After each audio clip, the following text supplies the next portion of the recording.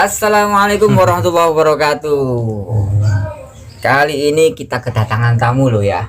Podcast kali ini yakni kedatangan tamu dari seorang guru yang pernah mengajar di daerah 3T.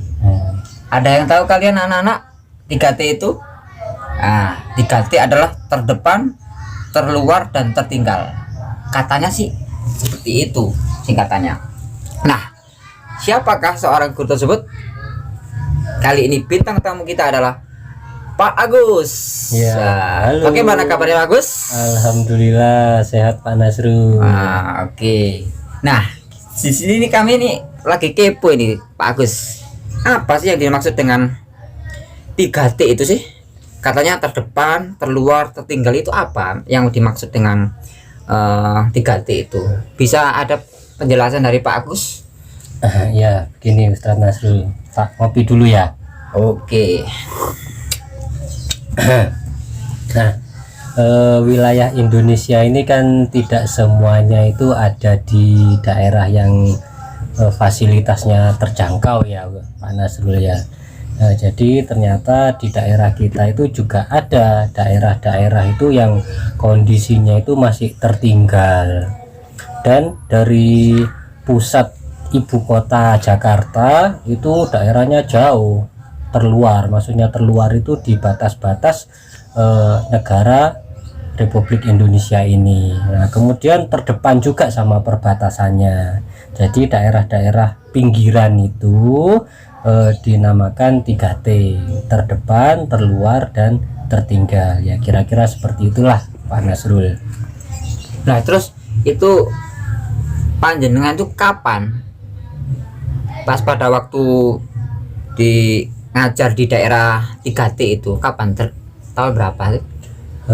Saya dulu ditugaskan di daerah 3T itu tahun 2012 sampai 2013. Jadi setahun saya di sana itu.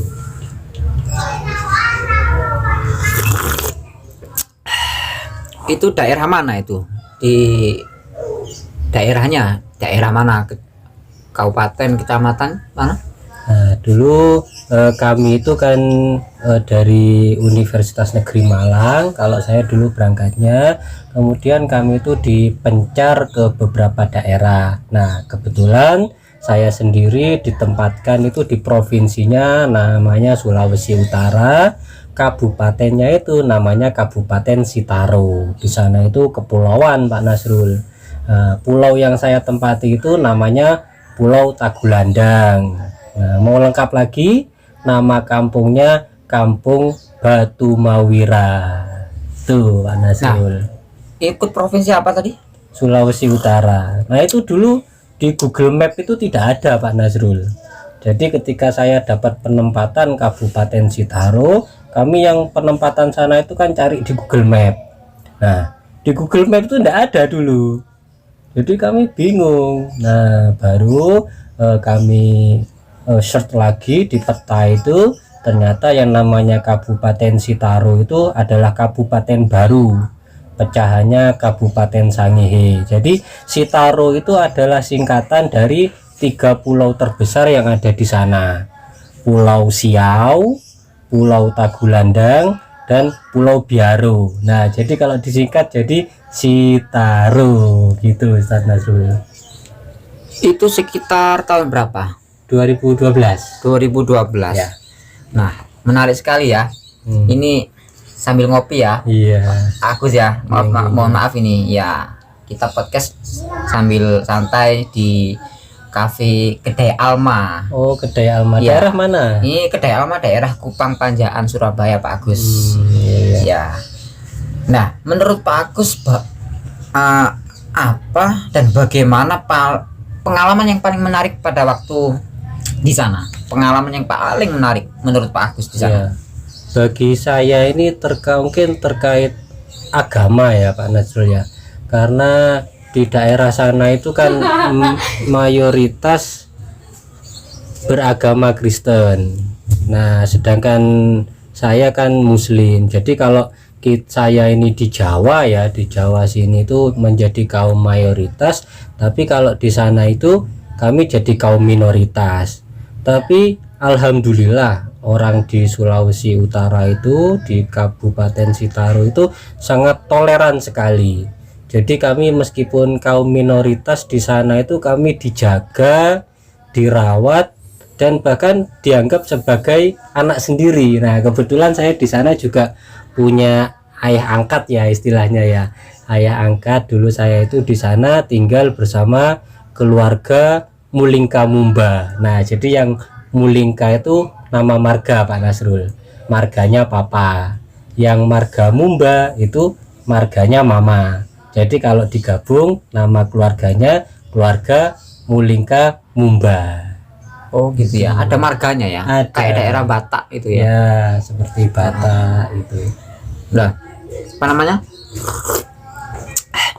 Kalau seumpama menjadi orang minoritas di sana mayoritas agamanya non muslim ya. Ya, Agamanya Kristen, apa? Kristen. Nah, lingkungannya itu kan pasti kan banyak makanan-makanan yang diharamkan kan. Betul. Ya, itu gimana kondisi panjenengan sebagai minoritas Islam kalau mau makan kan kadang kan bingung, khawatir nanti makanannya berbau babi dan berbau yang tidak dihalalkan. Apakah panjenengan ini masak sendiri atau bagaimana? Kau ngira di sana kan tahu sendiri pengalaman jenengan cerita tadi kan minoritas, mungkin makanan di sana gak ada makanan halal. Saya juga nggak tahu kondisinya lah. Bagaimana pada waktu itu pengalaman jenengan menyikapi itu? Alhamdulillah saya di kampung Batu Mawira itu ada rekan yang sama-sama muslim, sama-sama dari ada Jawa. ya? Ada yang satu itu teman dari Ponorogo, namanya Ibu Ruli Solika. Yang satunya dari Mojokerto, namanya Pak Imam Kudori. Nah, otomatis kami tinggal satu rumah itu, yang memasakkan itu ya Ibu Ruli itu Muslim. Alhamdulillah. Jadi kami dimasakkan gitu loh. Nah, kalaupun kami itu harus datang ke pesta gitu ya, misalkan kalau di Jawa ini ada hajatan atau selamatan. Nah, di sana itu mejanya dibedakan Pak Nasrul. Meja khusus untuk kami itu dibedakan. Jadi kalau meja utama itu menunya itu mungkin babi guling ya Pak Nasrul ya. Harus ada mungkin daging RW dan lain sebagainya. Di meja kami itu khusus makanan ikan. Nah, kan di sana dekat laut Pak Nasrul. Jadi banyak ikan. Ikan kan halal kan Pak Nasrul ya. Segala jenis yang dari laut itu kan halal ya. Nah, jadi itu termasuk minumannya. Nah, kalau minuman di meja yang warga sana itu kan ada tuaknya, atau di sana itu nama minumannya disebut cap tikus. Nah, itu kadar alkoholnya tinggi katanya. Nah, kalau di meja kami yang muslim ini kami disediakan soft drink. Ya, merek-merek soft drink itulah ya. Jadi alhamdulillah kami diperlakukan sesuai dengan agama kami. Jadi alhamdulillah kami tidak sampai memakan makanan-makanan yang diharamkan di agama Islam. Loh, berarti masaknya sendiri-sendiri. Iya. Kayak tempat wajannya, piringnya itu disendirikan. Iya, Nggak campur kan ya? Enggak. Itu satu rumah ya sama tuan apa? Sama tuan ya, ayah angkat, Ayah ibu angkat. ya, keluarga angkat. Satu rumah. Tapi beda ya alat masaknya. Alhamdulillah dibedakan. Mereka pengertian sekali. Makanan yang panjenengan paling suka favorit di sana apa sih? Di sana Ikan. ikan. Iya, ikan terbang, ikan tuna. Terus Masak yang tongkol. dimasak apa di sana daerah sana? Kalau orang lokal yang masak itu langsung dibakar pakai batok kelapa sama jeruk nipis. Oh, gitu ya. Tapi kalau kami yang masak biasanya digoreng. Mungkin ya kebiasaan dari Jawa, kami kan kebiasaannya ikannya digoreng. Pernah dulu nyoba bakar sendiri. Wah, sok-sokan gitu ya. Kami nyoba bakar ikan. Hasilnya gosong Pak Nasrul. Gosong. Nah, tapi kalau orang sana yang bakar ikan itu matangnya itu bisa enak sekali, gitu merata. Itu ikan bakar. Lobster tuh gratis Pak Nasrul. Iya. Jadi ketika istirahat itu kalau murid-murid kami itu istirahat, kadang ada yang main ke pantai ya, itu pernah dapat lobster. Nah, lobsternya itu ya dikasihkan ke kami gratis. Oh, bayangkan betapa senangnya kami. Alhamdulillah, biasanya di sini kan lobster itu harga 100.000 ke atas ya mungkin ya. Kalau di sana dulu gratis. Gratis. Iya. Murah ya. Berarti deket banget ya. Banyak Oke. rata-rata nelayan ya penghasilannya. Ya, nelayan sama berkebun buah pala. Nah, Oh, buah penghasil pala di sana Penghasil pala yang paling banyak di Iya, sana ya. Pala. Nah, pala fungsinya untuk apa itu? Pala itu kalau Pak Nasrul pernah makan makanan India, itu biasanya bumbunya ada palanya. Jadi seperti merica tapi wangi Oh, dan gitu ya. menghangatkan badan. Menghangatkan badan Iya, kayak itu jahe gitu ya. Iya, Semacam lebih itu. wangi tapi itu buah pala. Jadi pernah saya itu nyoba buat sop, saya kasih pala, nah 1 biji. Nah ternyata rasanya itu langsung pedas semua, jadi panas semua. Nah mama itu langsung bilang, loh Mas Agus, ini palanya seberapa banyak? 1 biji mah. Loh jangan, ternyata palanya itu cukup sedikit saja, itu sudah bisa untuk 1 panci besar. Oh begitu itu. Jadi banyak sekali pengalaman yang didapat dari sana Pak Nasrul. Kalau perkembangan sampai saat ini daerahnya masih tertinggal nggak? Eh, kalau tertinggal itu enggak ya, karena dulu saya ke daerah 3T itu membayangkan seperti filmnya Laskar Pelangi. Nah Pak Nasrul tahu kan? Iya, Jadi kondisi sekolahnya itu sudah reot dari gubuk. Ternyata kalau di daerah Sitaro itu Sulawesi Utara itu sudah tembok semua, tembok batako. Berarti bukan kategori tertinggal dong. Bukan, itu Terus? lebih tepat daerah terdepan dan terluar mungkin. Tapi kok dinamakan 3T ya? Ya mungkin kan memang masuk 2 kategori Pak Nasrul. Tuh, karena di sana yo jumlah gurunya yo sedikit. Jadi kadang di satu sekolah itu dengan muridnya ya sedikit, tapi perbandingan antara guru sama murid itu masih kurang kebutuhan gurunya. Itu relawan apa semacam ASN?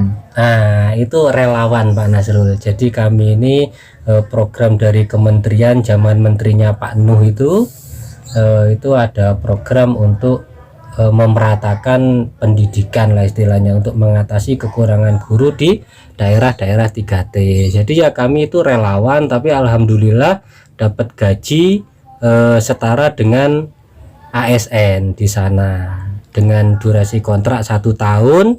Setelah 1 tahun kami diberi beasiswa penuh untuk PPG, program pendidikan guru, pendidikan profesi guru, gitu Pak Nasrul. Gitu ya, berarti itu memang benar-benar relawan ya? Iya, awalnya relawan. Iya. Oke.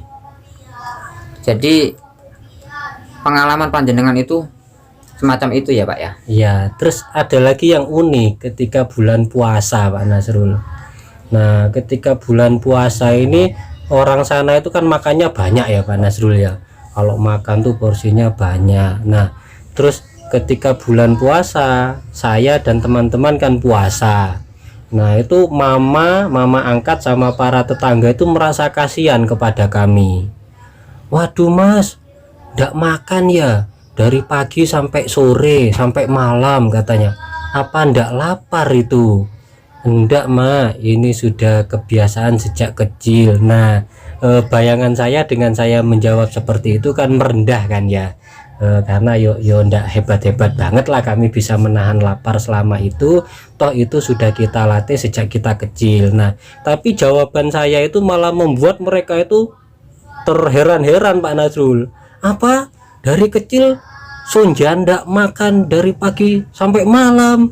Wah kami saja ndak makan sampai jam 10 siang serasa mau mati katanya. Oh, gitu ya? Iya, Mas ini sejak kecil sudah puasa, memang hebat katanya. Jadi saya sungkan sendiri Pak. Emang tradisi di sana nggak ada yang namanya tirakat atau puasa bagi mereka gitu? Iya, Nggak ada ya? Iya. Heran ya? Heran karena kami bisa kuat nggak makan dari pagi sampai malam, itu menurut pandangan mereka.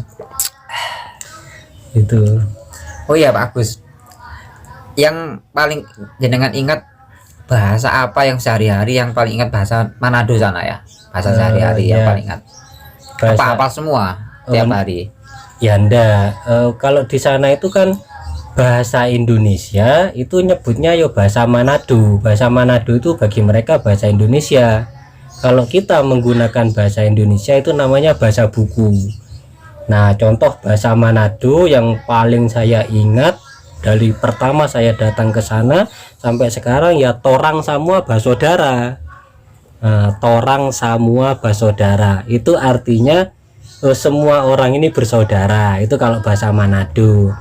Terus kalau bahasa daerahnya di Sitaro atau di Pulau Tagulandang itu hobi saya juga dulu, namanya matiki ya. Apa Matiki itu tidur Pak Nasrul, tidur. Bahasa Jadi, mereka ya? iya, nah bahasa daerahnya itu matiki, turu, tilem. Nah, Kamu lagi apa? Lagi matiki. matiki ya, ya Matiki. karena di sana dulu ngajarnya kan sampai siang Pak Nasrul, jam 1 itu sudah pulang. Jadi alhamdulillah kami sempat untuk tidur siang matiki. Jadi mindset orang sana itu, waduh Pak Guru Agus ini hobinya matiki gitu, tidur gitu Pak Nasrul.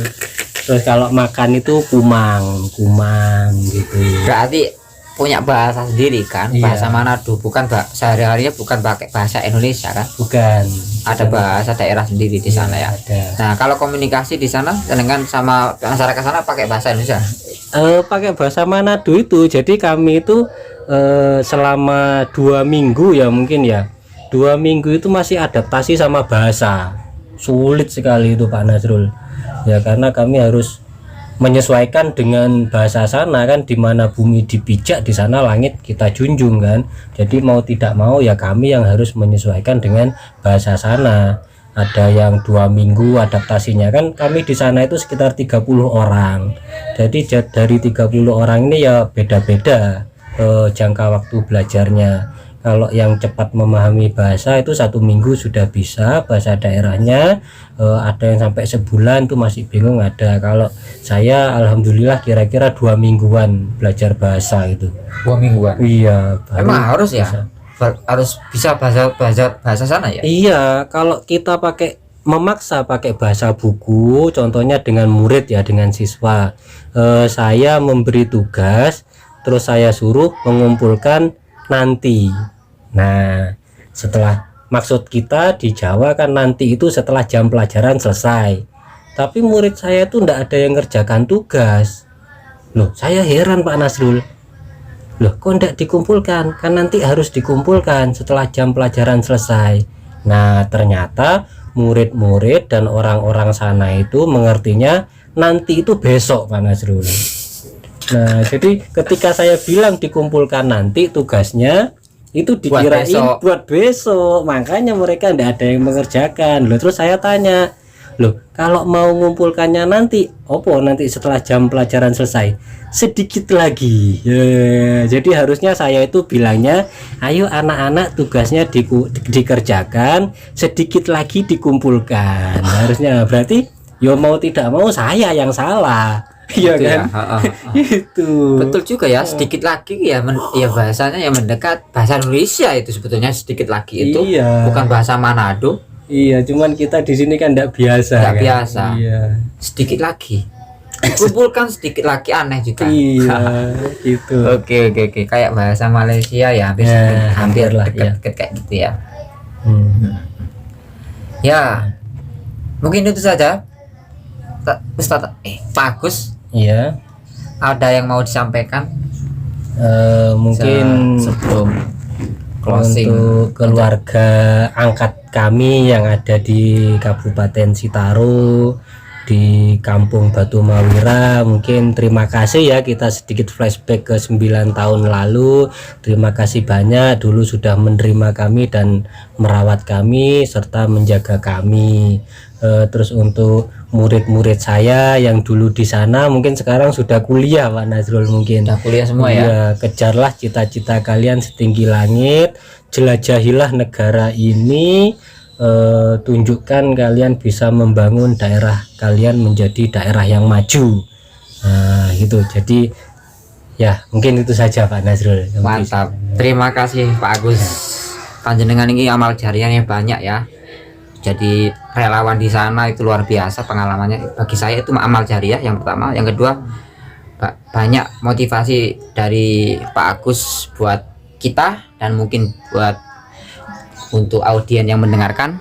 Pengalamannya juga banyak ya, kita ambil positifnya bahwasanya semua apa yang dalam kehidupan kita pasti punya pengalaman kita masing-masing. Iya betul Pak. Ya, diambil dari pengalaman orang, kita buat pengalaman untuk masa depan yang kita raih. Mungkin itu saja Pak Agus. Terima kasih podcast kali ini. Semoga bermanfaat. Amin. Ya. Dadah, see you next. Wassalamualaikum warahmatullahi wabarakatuh. Kopi asli yang tumbuh di lahanku sendiri, menemaniku saat mentari